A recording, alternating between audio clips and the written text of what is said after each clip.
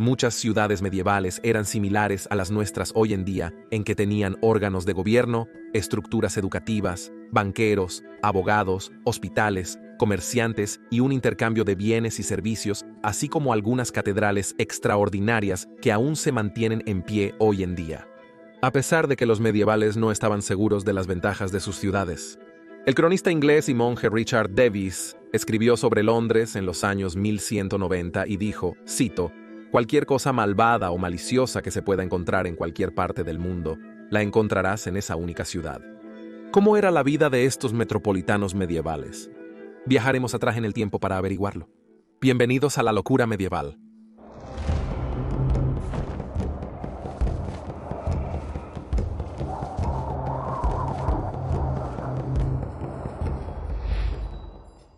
A inicios de la Edad Media, cerca del 90% de los europeos residían en zonas rurales, comunidades religiosas o feudos. Pero al llegar a la Alta Edad Media en el siglo XI, ese número había bajado con la apertura de más oportunidades de negocio y la expansión del comercio externo. Por lo tanto, más personas migraron a ciudades y pueblos buscando una mejor vida. Muchos pueblos habían crecido fuera de las mansiones, castillos o monasterios y una larga ruta comercial. Eventualmente, estos pueblos evolucionaron en ciudades y villas resguardadas. Muro con torres intercaladas para defensa con ranuras para flechas. El acceso a una ciudad medieval se controlaba mediante puertas. Al interior de las murallas se hallaban calles y edificios abarrotados, usualmente con una catedral central. Seguridad. La mayoría en las ciudades eran libres de nacimiento o campesinos escapados de señoríos rurales. Los campesinos o siervos en una parcela debían trabajar para el señor del señorío. A cambio, podían cultivar una parcela, pero debían trabajar en los campos de su señor. Los siervos, atados a su tierra, solo podían casarse con permiso de su señor. No es extraño que muchos siervos escaparan a las ciudades cuando podían. Las autoridades incentivaban la reubicación de campesinos a las ciudades en crecimiento, ofreciendo la oportunidad de ser hombres libres. Si abandonaban su comunidad rural y residían en la ciudad durante un año, si en un día no son reclamados por su amo, podrían ser libres. No obstante, lo último que un esclavo fugitivo querría hacer al entrar a la ciudad sería registrarse con su nombre y fecha. Si no, tu señor podría mandar a su administrador o alguacil a buscarte y fácilmente descubrir que estás en la ciudad. Sin embargo, para su correcto funcionamiento, las ciudades requerían trabajadores, por lo que las autoridades establecieron diversas listas secretas y clandestinas de personas esperando su día de libertad. Algunos alguaciles y administradores aceptaban sobornos de autoridades de la ciudad para incentivar a los siervos a dejar sus granjas y trasladarse a las ciudades.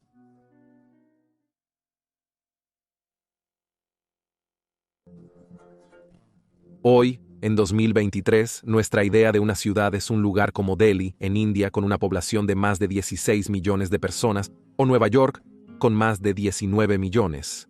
Las ciudades medievales eran mucho menores. En Europa, existían entre 15 y 20 ciudades, donde vivían unas 25.000 personas. En España, las ciudades en la lista de 250.000 de residentes incluían Valencia y Barcelona, en Alemania Colonia y Nuremberg, y en Francia, Burdeos y Toulouse, entre otras. Para 1300 York y Bristol, las segundas ciudades más grandes de Inglaterra, solo albergaban unas 10 a 12.000 personas cada una. En comparación, la capital Londres había crecido para albergar entre 80 y 100.000. Las cifras cayeron drásticamente a mediados de siglo debido a la primera ola de la peste negra. En 1339, el rey Eduardo III llamó a Londres el espejo y ejemplo de todo el reino.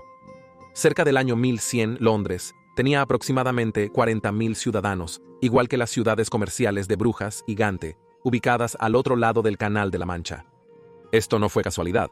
Las tres ciudades tenían fuertes lazos comerciales. La lana cruda se producía en el campo inglés antes de ser llevada a Londres.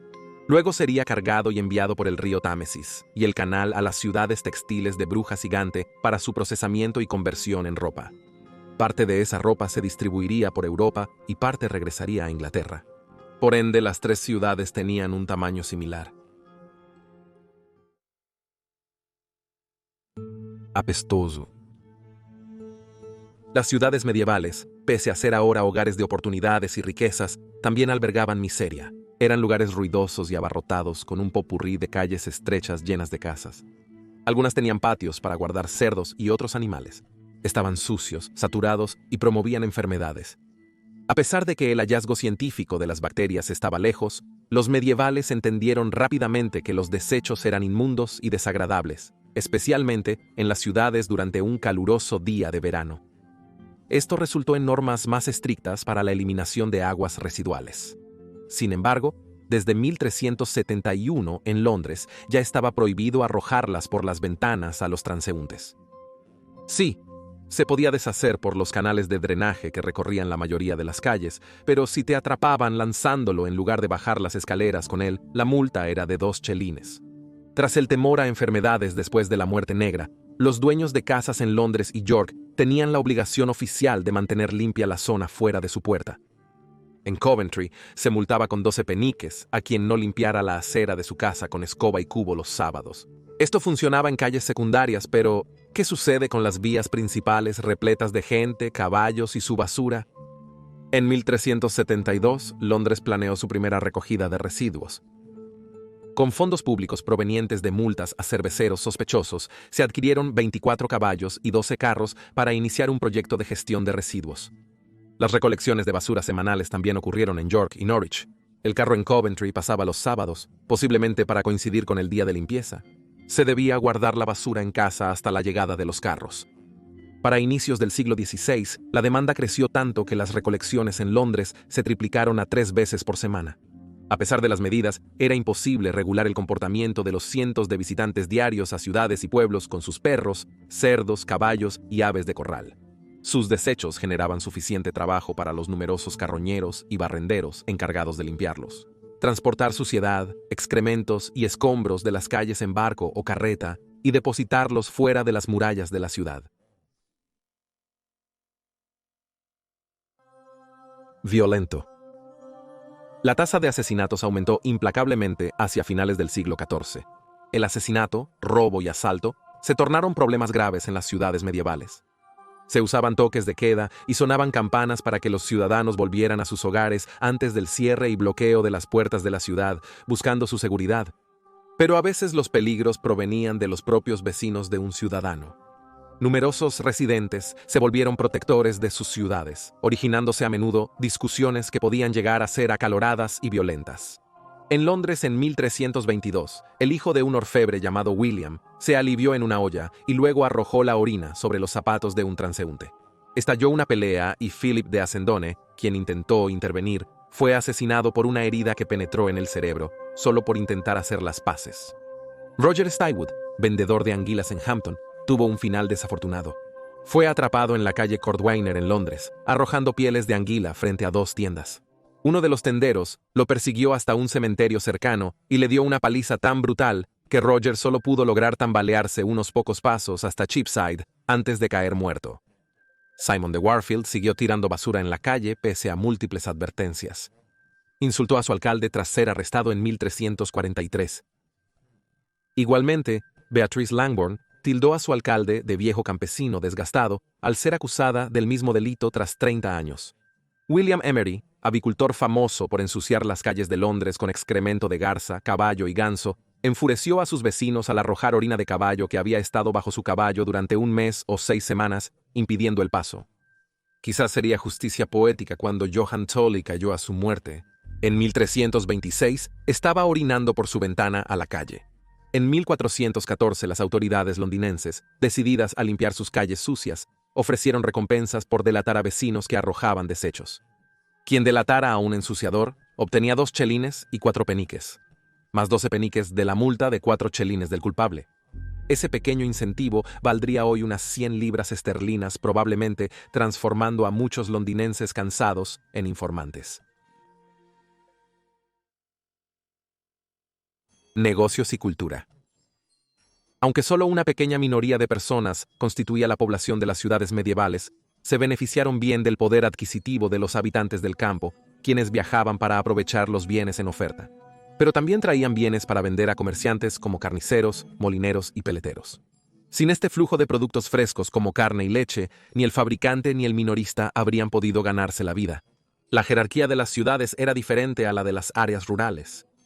Los terratenientes, que usualmente tenían importantes cargos gubernamentales, encabezaban la escala social, seguidos por comerciantes y abogados.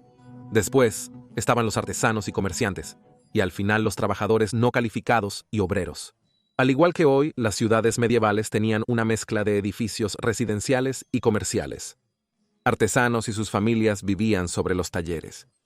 En las actuales ciudades medievales vemos el legado de su ocupación en nombres de calles como P Corner, Beef Lane, Calle del Boticario y Fisher Row. Se crearon gremios para artesanos expertos, otorgándoles privilegios como compensación laboral, derecho de comercio en mercados y restricción de ciertos oficios en una ciudad. Las iglesias y casas religiosas eran esenciales en ciudades medievales dominadas por la Iglesia Católica. Posiblemente lo más impresionante de una ciudad medieval era su catedral. Tardaron siglos en construirse algunas. La Catedral de York, fundada en 627, se concluyó hasta 1472, mientras que la Catedral de Colonia, iniciada en 1248, se terminó en el siglo XVI. Estos edificios dinamizaron las economías de sus ciudades, empleando a canteros, vidrieros, ingenieros, arquitectos y artesanos a través de los siglos. Richard de Vice percibía Londres como un nido de vicio, repleto de tentaciones peligrosas como tabernas, casas de apuestas y burdeles. Indudablemente, la mayoría de las ciudades medievales eran sucias, superpobladas, caras y plagadas de enfermedades. Pero no mucho después de que Dewey difamara a Londres, el clérigo William Fitzstephen elogió la ciudad como, cito, un lugar de emocionantes espectáculos, admirable devoción y emocionantes pasatiempos, incluyendo patinaje y fútbol.